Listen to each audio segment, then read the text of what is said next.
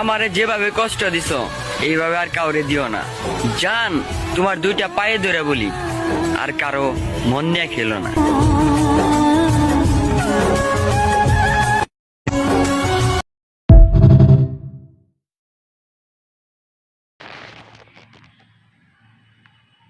ভালোবাসা এতটাই অপরাধ যে কেউ কারো কার নেই।